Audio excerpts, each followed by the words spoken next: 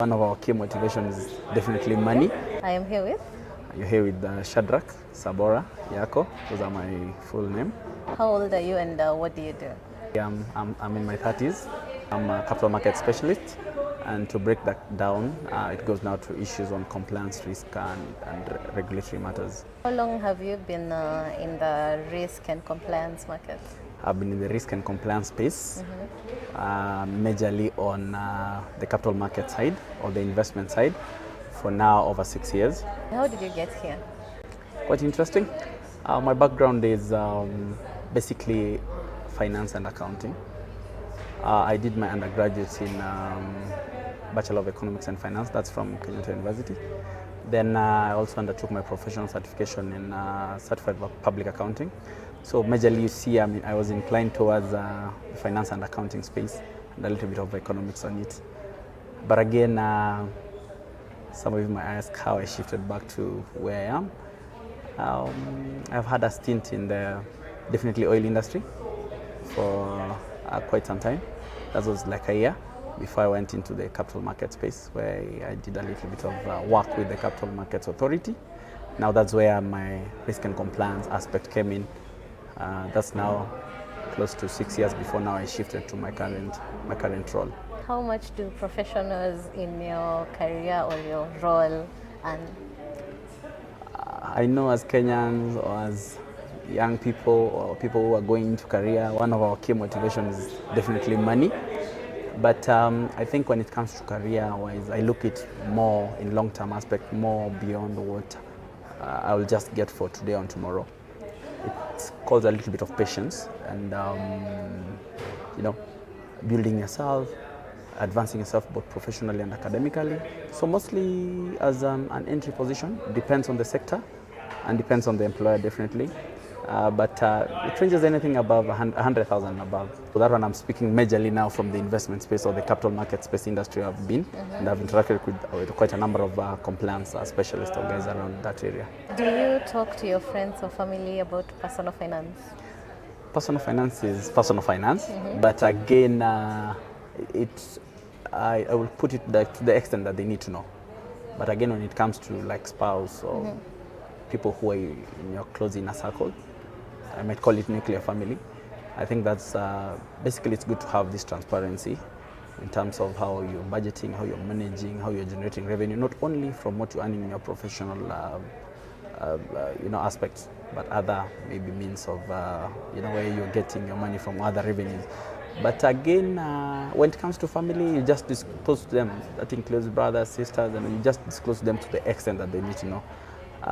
Because money is definitely an emotive issue, and some of them, once they get to know, probably, let's say this guy is earning 200,000, this guy is earning 600,000, then they will feel entitled to get a little bit of help to that extent that this guy has money, why is he not helping us? So it can create a little bit of a rift. So you just disclose to the extent that you need to disclose to them. Okay, that's understandable. Yeah. And what skills does one need to succeed in your career? Skills varies, but I think some of the critical aspects on my end, I deal things with risk, compliance, and also regulatory matters. Definitely in the investment space. One, you need skills around the financial aspect of it. In my academic journey, I had an opportunity definitely to do a little bit of the finance background. So you should be analytical, you have to be a bit more of financial modeling, financial simulations. Then when it comes to the risk aspect, now the risk management skills, they're quite broad. When you come about the issues come with analysis that comes in, how you present it. So it cuts across a diverse aspect of it. Now when you come to the other side of the regulatory space, again, it's issues to do with laws. What does it need? You read a lot of things. So you need to be attention to details, the very minimal details that you need to put into consideration. So for a role like mine, also when it comes to the investment space, so it had cuts across all the three spectrum, the compliance aspect, the risk aspect, and now the regulatory matters. So you have to be an all-rounded person in that aspect. I tend to think when it comes to risk management, that's quite common. How you identify risk, that cuts across almost the entire space. But now when it comes to compliance, in the capital market space, we have our investment regulators, we have rules and regulations around that. When it goes to the oil industry, it's a different thing. We have what they're complying with, but ultimately, there's the primary focus on risk being risk and compliance being compliance. There are those universal principles that applies across that. Yeah. Okay. Yeah. Given a chance, would you change your career or your profession? Not really.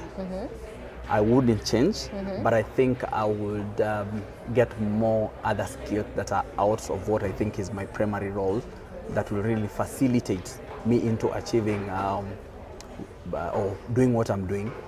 I'll be very good in what I'm doing if I will have added a little bit of other skills that are not within. That comes into issues with technology, which is with us here to stay.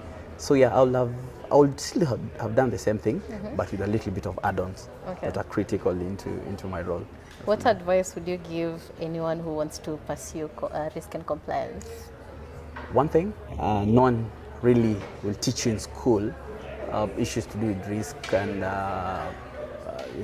and compliance and regulatory matters. But I think the background to it is, do you want to go? I find people who have done engineering who are still in the compliance space. I find people who have done computer, technology science and all who are still in this space. I find people who have done issues with the finance who are still in this space.